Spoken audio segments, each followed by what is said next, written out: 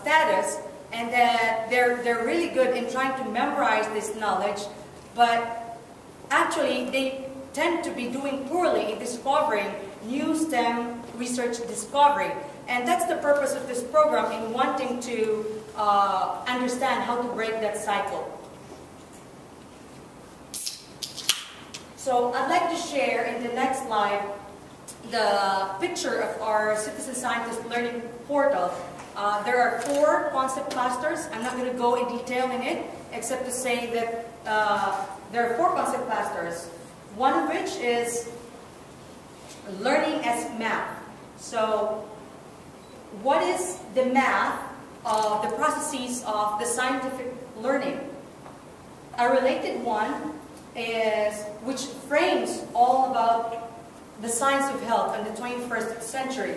A related one is the methodology as math, again as an algorithm. The next one is the sustainability as math, particularly helping students to understand the interrelationship between the scientific meaning and scientific purpose. And all these come together in the 10 easy-to-measure dimensions of the living system that makes up the complexities of the living world.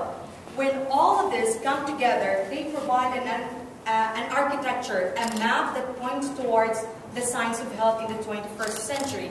And that's where the direction that we want our students to really focus and understand.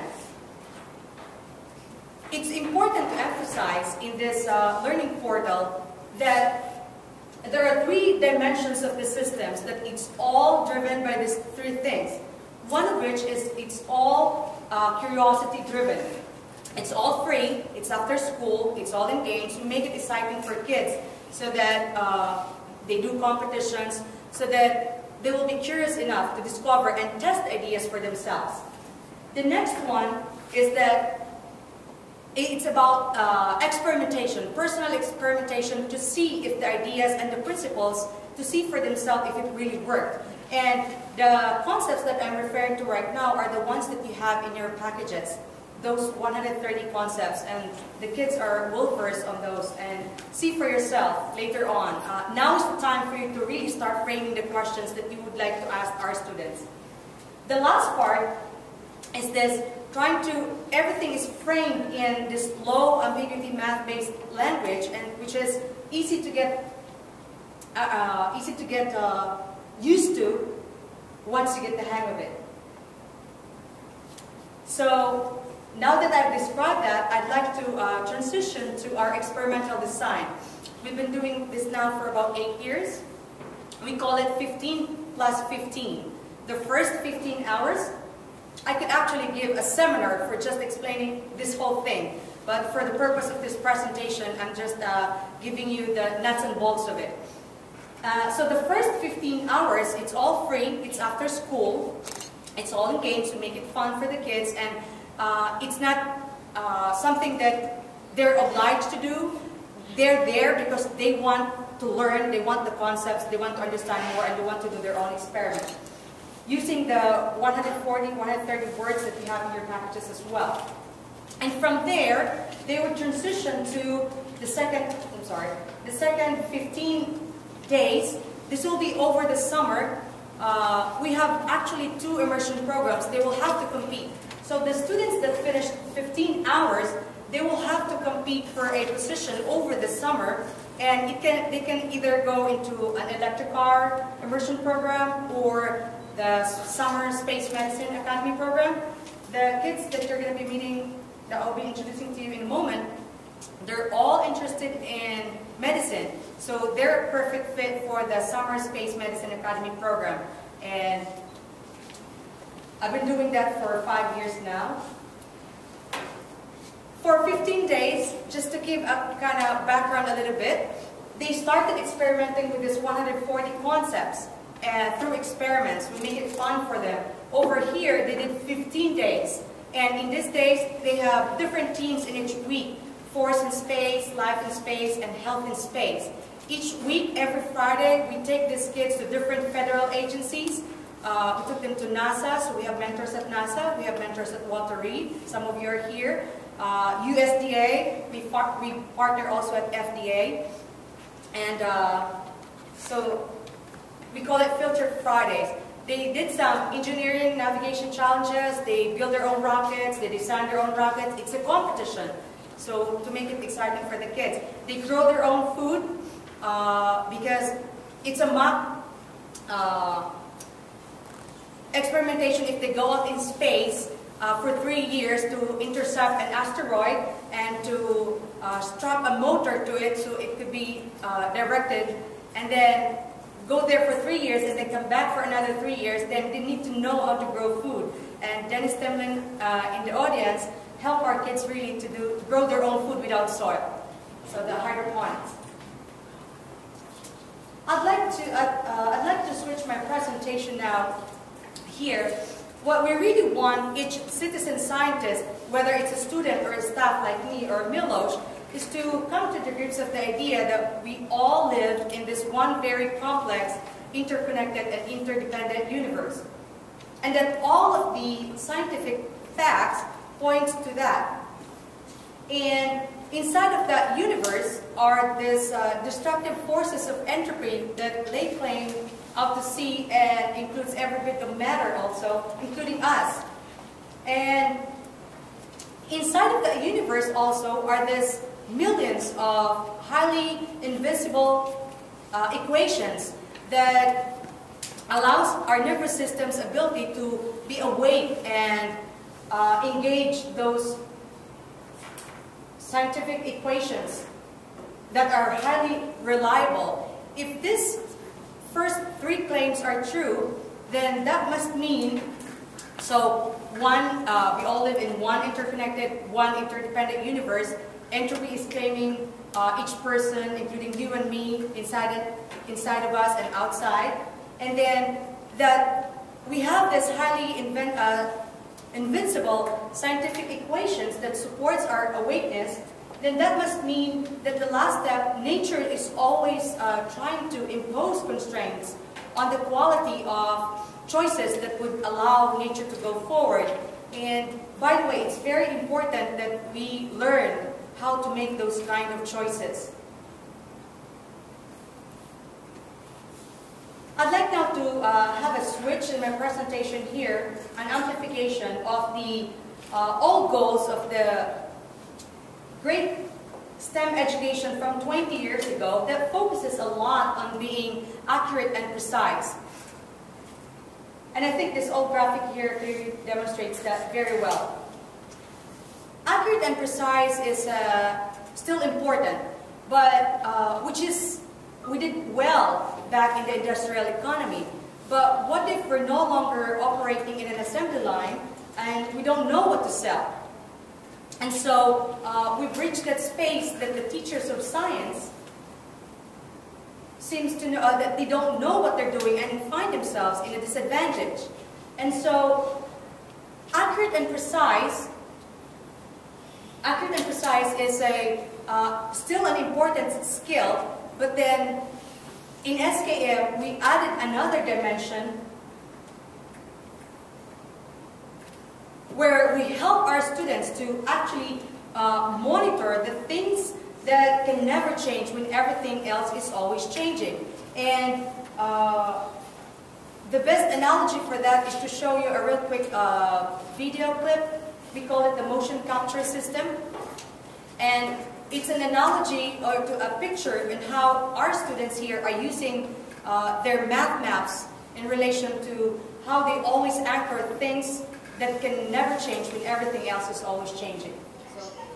So this bulb sorry that they're putting is that they're putting it in the bones where it's always going to be there. And this is an analogy as to how our kids are using these math maps in trying to make their minds bigger than science and technology. And that's how they approach every, let's say, situation that they're into. If you later on ask them a scenario or a problem with regards to health and how they would attack that, they would always refer it back to things that they can always anchor, because it's always going to be true. It was true then, it was true now, and it will always going to be true in the future. So just like how the bones will not change, it's always going to be there. So now that I've shared with you our experimental design, what we did with the kids, I'd like to briefly explain the results after just having 15 hours of SKM toolset orientation and 15 days of an immersion level training. First is the students that take the citizen scientist program gets into the top of their class in the STEM very quickly. And our students, they're taking the test, the questions that you have in your hands. Notice that these are not multiple choice type of tests. These are questions that they have to think about it and write about it. It's not multiple choice, all handwritten. And so they did their experiments on this part.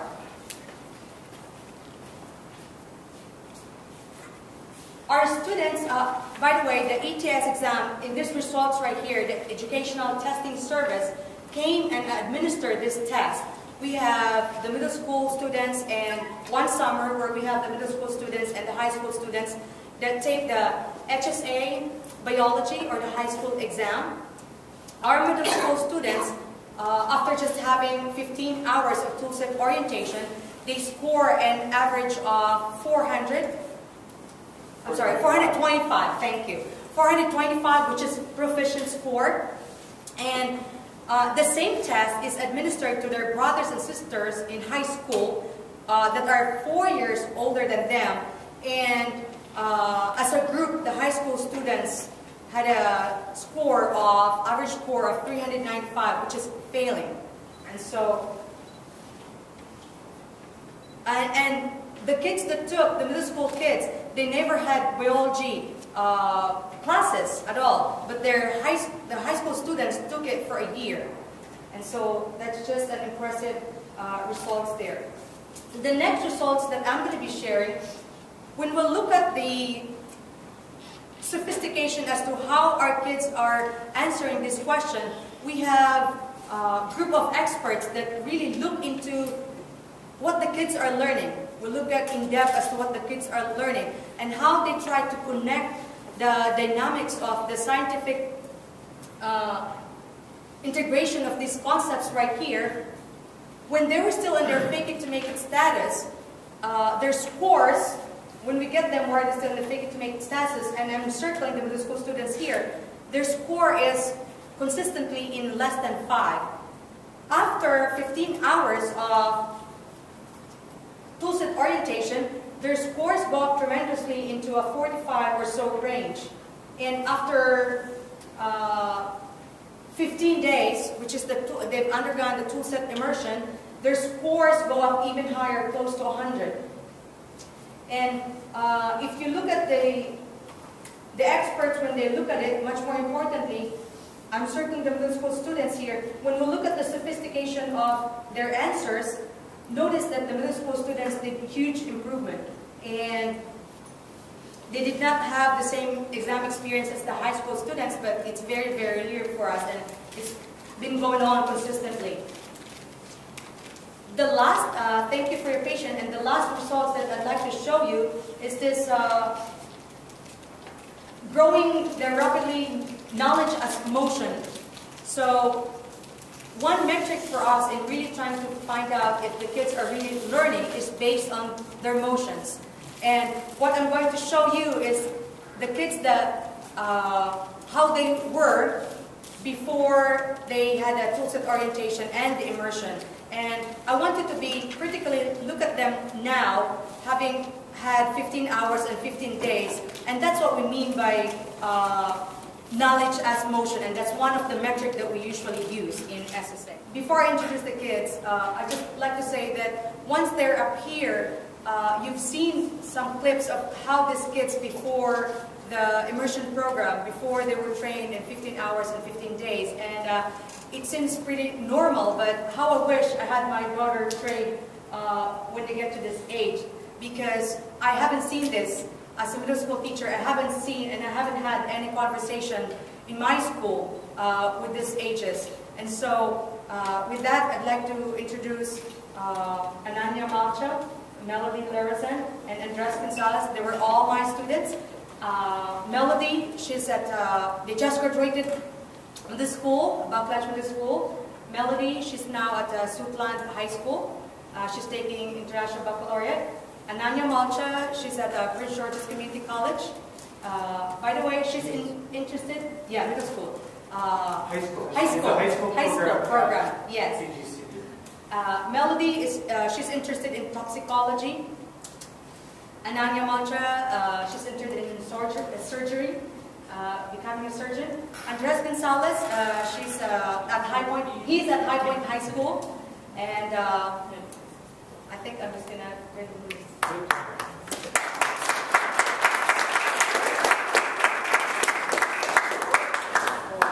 Welcome.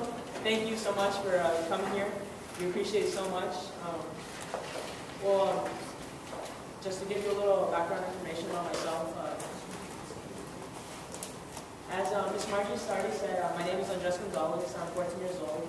I'm a freshman currently attending High Point High School. And we all have gone through the 15 hours of SKM, pre-immersion program. And after that, 15 days during the summer. And about what I hope to pursue a career in interventional radiology, and I hope to get a jump start on my career by maybe getting an internship at the FDA. And Ms. Margie, as Ms. Margie already mentioned, my name is Ananya Malcha, and can you please speak up, Ananya, just a little louder? My name is Ananya Malcha, as Ms. Margie already mentioned, and I go to Academy of Health Sciences at Prince George's County Community College. And I want to pursue a career being a surgeon, and I look forward to start an internship as soon as possible. As Ms. Margie already mentioned, my name is Lirazan, and I currently attend Suitland High School in the International Baccalaureate program. My dream in the medical field is being a toxicologist. This occurred to me when I visited FDA with George Chang and Miss Shiny Matthews. They talked about so many things that just inspired me about the medical field, and that's my background. And we would like to thank everybody who helped us to be here, who helped us guide, who guided us here. And here's a list of a few of the many people that helped us throughout our journey. A list of many names I want to read: NASA, and USDA, and the FDA. So we're just going to deliver our presentation. We're going to tell you what we're going to tell you, and then tell you what we told you. So before we're introducing this point of view of a citizen scientist, we're all stuck, as Ms. Margie said, I think I speak for all of us when I say that we're stuck to mistake it to make a world. And our next thing is how we are constantly doing math maps to get a better understanding of this complicated world of the 21st century of health. And the third one is we're very positive, but at the same time we're also concerned in America's future in science and health. And number 4 says we are ready to jump in and begin internships as soon as possible. And face the challenges ahead. So our first big question starting now is how will we be able to pay for medical training and research 10 years from now? So 80% of every U.S. government dollar has already been pre-spent, and this is all based on a book called The Dead Man Ruling, and it basically states this. And the second thing, it states that do you think that the remaining 20% is shrinking as we borrow more money from other countries and as more Americans grow older and take Social Security and Medicare? so as Andres and Ananya said, 80% of any dollar bill is already gone. And within 10 years, the remaining 20% will be gone and we will have no money. How can we solve our medical problems, and how can we pay for many things that need to be paid for to improve and make new scientific and sustainable discoveries? If we don't have any money, how can we do that? Yeah, and how can we just make it a scientific, sustainable discovery, an effective one that will help us in the long run, not just in the short term. So our next big question is how we measure great health in the 21st century. Scientific purpose is the health level of our atoms within our body. So basically, the molecules and the atoms and the organs all in our body, they all have a role. And meaning, which is outside of our bodies, is a social network. We're always in social networks all the time. We're in a professional social network right now. And moving on to the definition of the 21st century of great health is living at your full potential at any age, but also enjoying enriching the quality of your social networks. so we are right now, we're currently stuck in this find disease, treat disease, allopathic medicine. And as Ananya said, the definition of great health, if I may please emphasize how much great health means with actually enriching the process of your social networks and enjoying and living to your full potential, because without actually enjoying doing these things, it strips the meaning of great health. And great health is great health without actually enjoying it. Our next big question. Our next big question is about the health in America and how it is so bad that we don't have a lot, and we can't make scientific discoveries now to be able to move on in the future. Can you please move on? Can we? So, first question says that, is it possible to defend ourselves from the diseases that are spreading all over the world, like Ebola? Is it possible to defend ourselves from Ebola or other diseases if we only focused our attentions on our borders and within our country?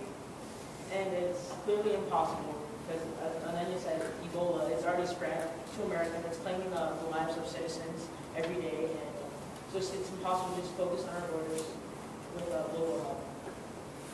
And as I said before, again, with this find disease, treat disease that we know, allopathic medicine, which we have been doing for the past 100 years, can we find a more affordable and yet effective way to not only for the U.S. but for global health?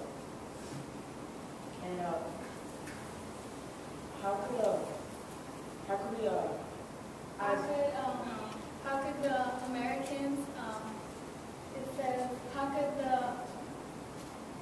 how could the entire American public help to make a real scientific how could real scientific intelligence in the American public, how can we use that to actually make this happen?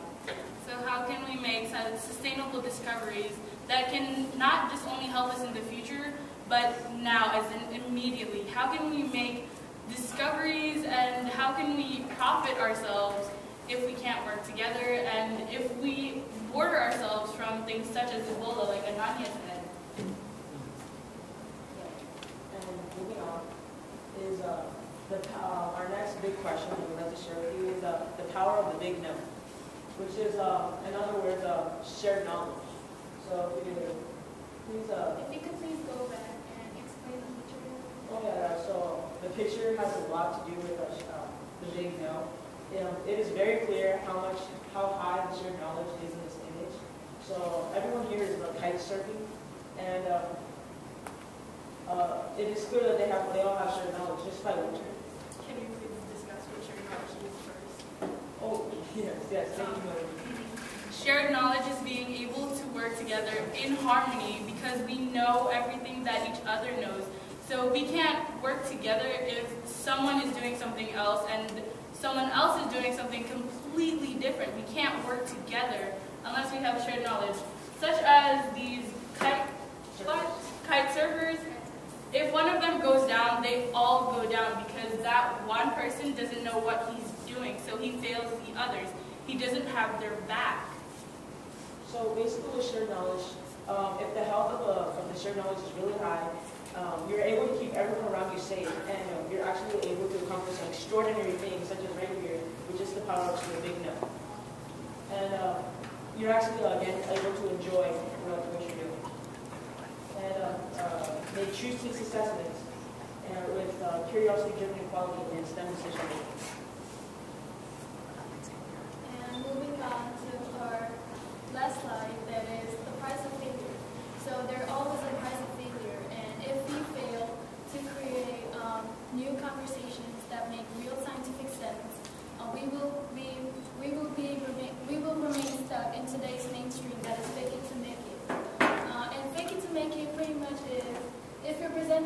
yourself with confidence, you can pull off pretty much anything. Which is very untrue, as we learned after conducting in the 15 hours and 15 days of this game. And so as Ananya said, if we fail to adapt this law immediately, we'll be stuck in this fake-it-to-make-it world. And it is impossible to conduct standard research knowledge and to be in this space that we are, this space of a professional social network, while being stuck in a fake-it-to-make-it game. So as Anja says, we can't be in fake it to make it, because in fake it to make it, like in our schools, we have a lot of fake it to make it. And we learn to be argumentative. And in the science field, we can't be argumentative with each other. We need to collaborate. We need to have shared knowledge, and we need to learn in disagreement. If we're in fake it to make it, how can you know what I know if I'm arguing against you? And so basically, we're just going to tell you what we told you. All right, so as our last slide stated, We told you that we are trapped in fake it to make it, And you've already seen that through Mrs. Margie's videos that we had no clue what was inside the nucleus, and we didn't know what Dr. Steve was teaching us. So now we have moved on from that fake it to make it world, and would you like to explain? yes, and as Melody said, now we've moved on because we are ready to make new discoveries, make new STEM discoveries, and have real conversations that make real scientific sense. and now, after all we've endured, we're now constantly using these math in our everyday lives to get a basic understanding of this complicated role of science and health in the 21st century. And as we explained in the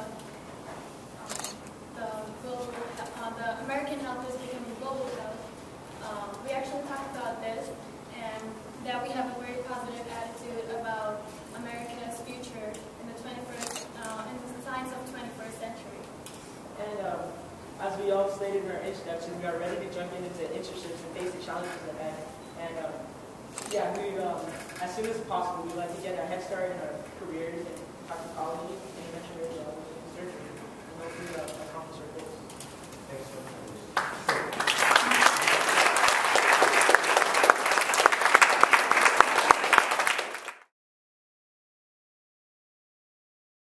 Is the highlight of the evening. And we'll take around 30 minutes and we'll see how this goes in terms of the questions. And again, what's on the table is the direction, how we should look for the answers, or for the answers, and how maybe we need to rephrase the questions. What if the question itself is wrong? And how do you actually rephrase the question to be more efficient and more sustainable? Okay, so how this is going to work, because our students are using certain sets of math maps, and they will, as they go into your questions, they will be describing what's going on, and they will use the board here to illustrate some of the math maps so you can see for yourself how that actually looks like. So, does anyone has, let's start. Yeah, Brenda, please. So this question has been in my mind since I heard the preliminary thing that you guys did over at Walter a couple months ago. And this will reflect how simple-minded a person I am. But when I saw the PISA scores, and for math, I think for math, science, and reading, China, Shanghai was at the top. So do they not have fake it to make it? Or why are they successful? What are they doing? Or what are those top 10 countries doing that we're not doing? And should we be investigating what worked there, looking for their mathematical approach to education, and bring it to the United States? So we have to reinvent something or invent something new. If somebody's got a system that's working very well, should we go over there and figure out what it is? So, do you know how to start? Can you rephrase, please, the question so we're sure that we understand the question? So No, he will. Yeah. So basically, what are they doing? What are they doing in Shanghai and China that we're not doing? And are they basically doing? Are they in this trends of fake it to make it, or are they doing their own thing? And if they are, why don't we just do what they're doing? because the corollary question is the tool that you use to measure success is that PISA exam. And you guys are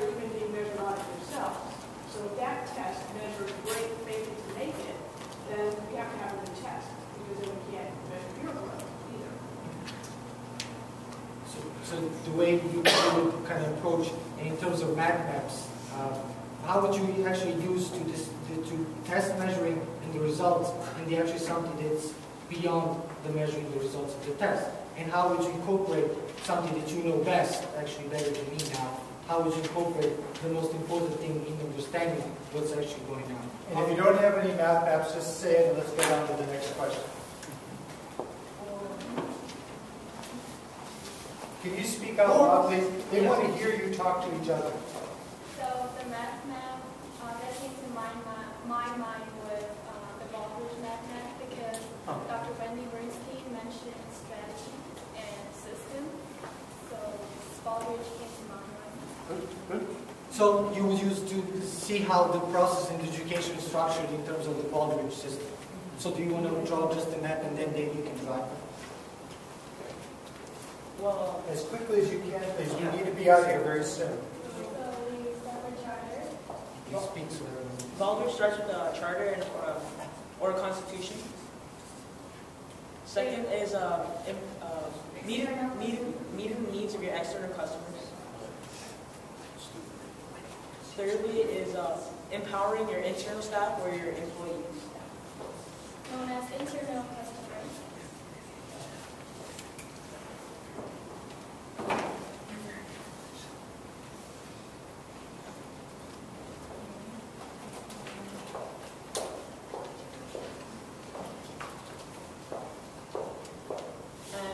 The fourth step in the Baldridge system is process efficiencies to maximize profit. The main word in that is profit. How can we sell And to maximize profit. And after these four steps, there will be change. And after that change, we'll need leadership. That's the fifth step. A strong understanding of leadership.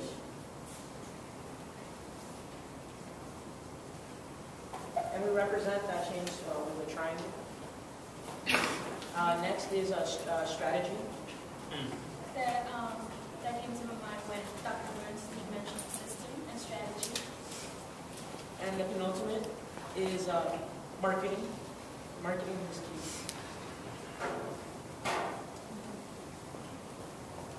And lastly is how we measure the profit using data to information to knowledge. Do you guys have any other math maps that you're thinking of? It's not an important map, but it's the Then don't say it. Then don't say it. Okay.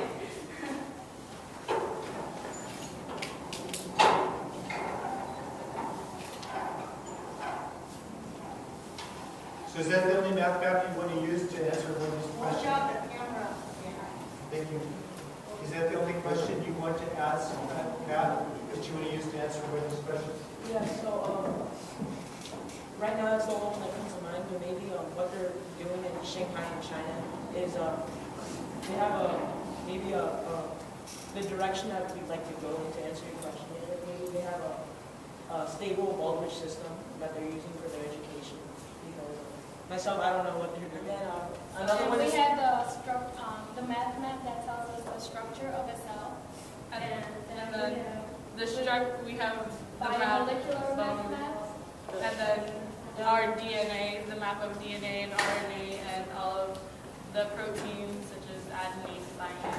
and then we have a math map on the four bioatoms, And we had the math map of the social networks that we drew right there. And we have a map for the 8 Erickson questions. That is also called the MyMovie math map. And then we have the Baldridge math map and human anatomy math map.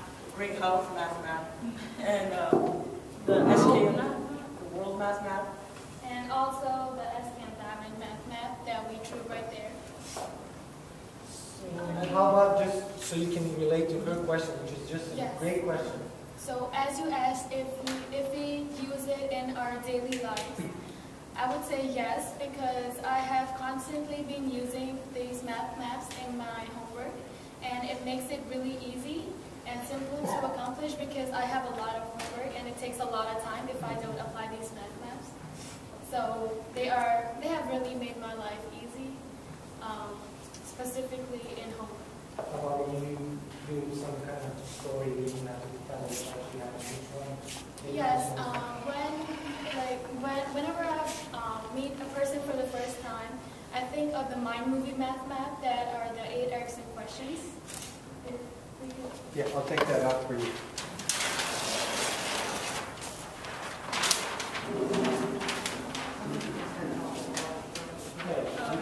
So, 8 Erickson questions.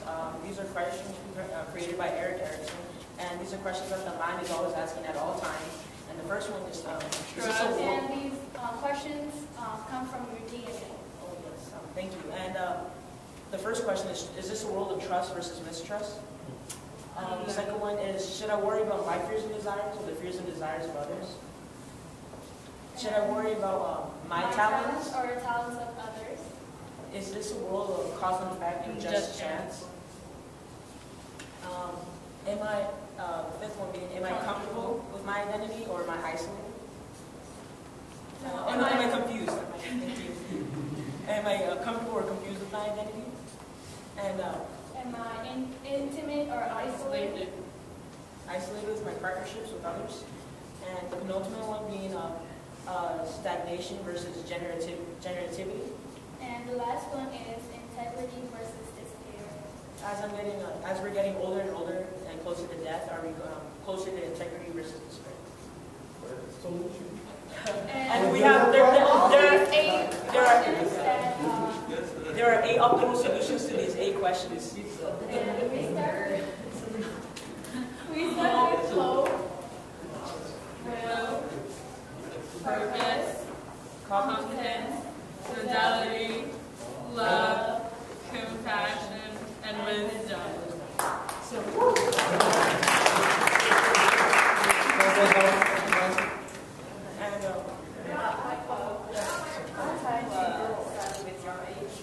Which book do you recommend to read? Well, Like the book from Arreglo. So in SSA, do we use homework or textbook in SSA? We don't use any textbooks or homework. That entire packet is the packet is what we have learned in the 15 hours and 15 days, and there is no textbook available for that. It's just our mentors that taught us everything we know, and it's all because of them that we're standing Oh, here. you'll be up for what? Yeah. Just doing our just goes on to program. explain how amazing this world would be if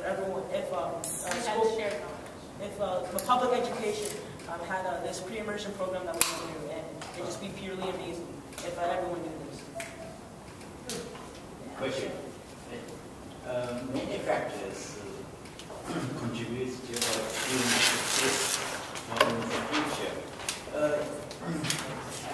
One factor, self-motivations to learn, play an important role in learning and career success. What makes you guys motivated to learn, willing to learn, and what makes you interested? Maybe you can promote your experience to other students. Can you share your thoughts with us? Well, at first when we joined SKM, which was the first part of the immersion of this program, I myself was not at all interested or very much active in wanting to learn about toxicology or the nucleus of an atom. I wasn't very interested. But as I go through Dr. Steve, Milos, and Miss Margie, and make it fun to learn them and make it very easy. It's not like school teachers that they just give you a pile of work and you're expected to do them. They let you learn it at your own pace, and it's not something that's expected of you to learn. If you don't want to, you don't want to. If you want to, you can move on. It's not expected of you. And what really motivated me was just, well, as Melody said, I clearly remember the first day of SKM. I I was bored. It was very boring. I was not interested at all. I was just kept thinking to myself, I just want to go home and just watch TV and play video games. But then I kept on going with the program, and each day became more and more interesting. Just how they set it up as just doing experiments every day and challenges to win prizes. That at first is what really motivated me to learn these tools, to just win the prizes. But then towards the end, after I've learned all these tools, it really, I woke up and I was able to see how the difference we can make if I were to continue on this career path of science, and science was my favorite subject at the time, that all the amazing things that we can accomplish, and how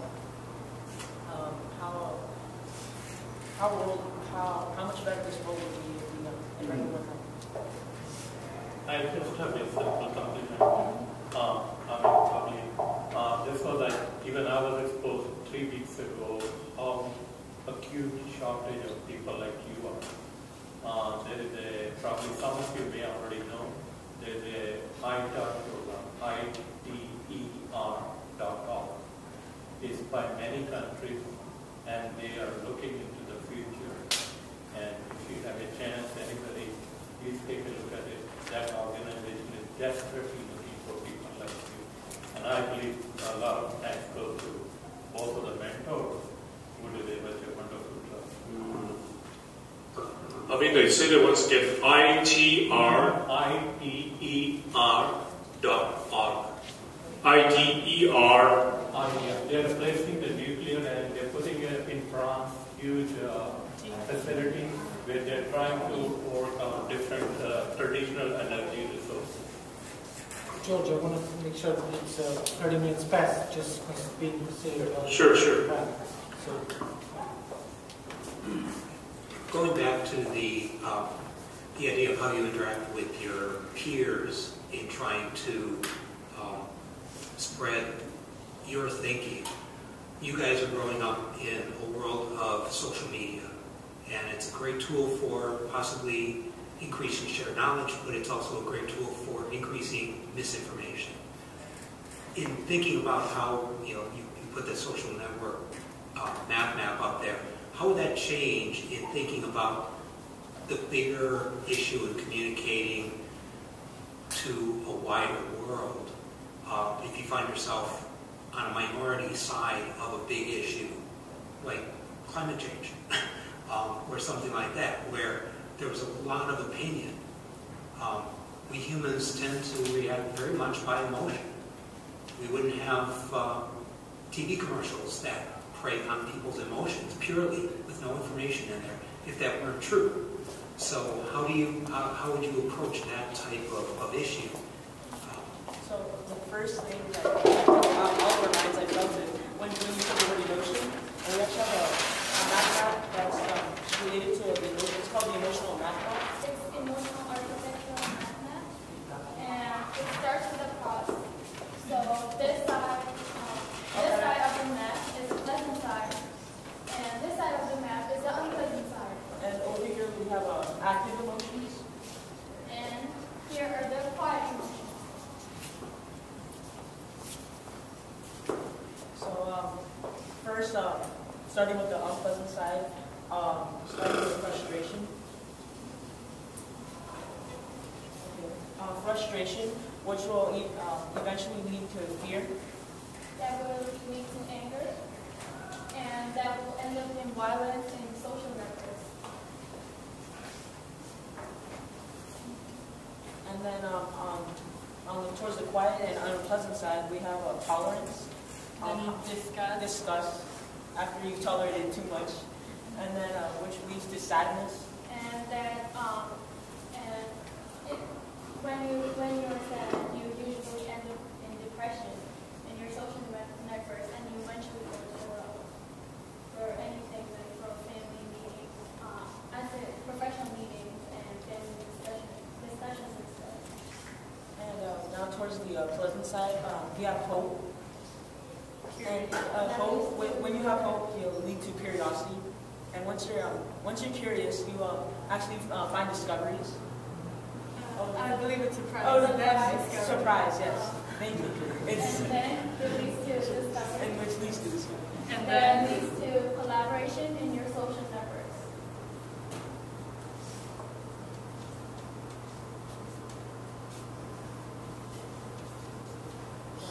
Towards the quiet side. Then we have fine. patience, And which Leads to patience, which leads to whoa. there's something here, and then that leads to reflection. reflection. And then insight. It leads to gratitude. Wait, isn't it insight asking for gratitude? That's Insight for gratitude. And then it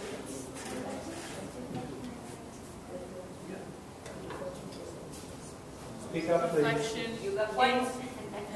Reflection, insight, and gratitude. Yeah. So right here is insight. And which leads to gratitude or love. Or love. And you finally end up in this social network of compassion. now the missing bear. There is a thing here, an emotion here that none of us So maybe We're so sorry. to lead you in your question, maybe if with social media, if you just have hope and patience, you could, if one just has hope and patience, you could, it'll lead to many things, and there's no worry about having to worry about like social media influencing your social networks, as long as you have hope and purpose, which leads to you to a compassion and a collaborative social network. And what happens to you when you find yourself in a space of anger, being angry with someone? How do you work through that then? Well, first, We we identify what we are going through. We actually think about the emotional architecture method. And if we are in an unpleasant space, we redirect ourselves into a pleasant space.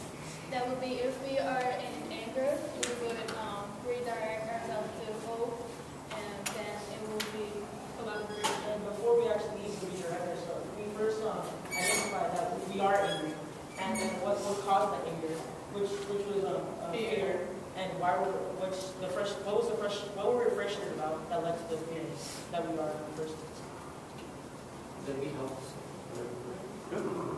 So I don't know how long. Yes, George. I do have a question, very simple.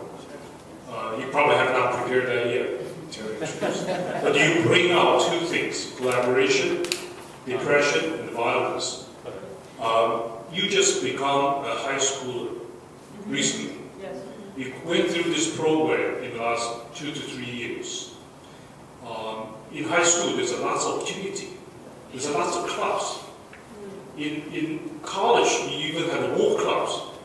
You probably can form on lots of different operations. The question I have is like this. This world needs future leaders. And the leaders described by our country have 5 unique traits. Number 1 is these leaders can lead the change. If there's something need to be changed, need to be led by these leaders. Number 1. Number 2, these leaders need to lead the people. Number 3, these leaders need to be results oriented. It means you have a very clear goal. Number 4, these leaders need to know the business operation very well. Number 5, these leaders, our future leaders or current leader, need to facilitate collaboration. Okay, this is a future leader that we are looking for. But I'm also telling you there's 2 populations of a very troublesome population nowadays. We have problem like depression, violence, and sometimes suicide. This is our community. Actually, within your age group, it's very high percentage, you probably know that. And the other group is those soldiers fight for us for freedom, because there's lots of different issues. Sometimes with mental, sometimes with the drug they were being provided, and those are the two big populations. My question is very simple. Now you are in the high school stage. You learn through this program. You understand there's lots of beneficial. And I see you actually have a group presentation. You actually coordinate somewhat very well. So I'm trying to ask you to think, and also maybe you can tell us what you're going to do in the next 4 years at high school, or even another 4 years in college. Then you go to help yourself first and help others to understand the powerful kind of teaching, or think about life, or think about that all you can be the future leader. Facilitate those. That's my question. I hope you got my question. Understood? Yes. Okay, I'll let you just help understand.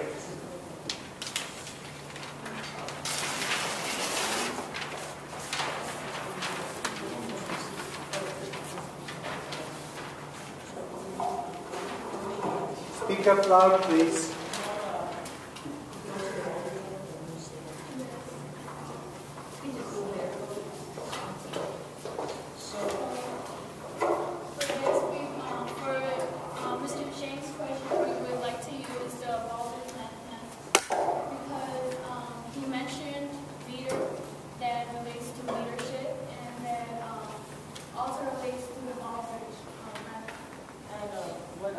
Another thing that Dr. Chase said was that we need to have a charter, a constitution.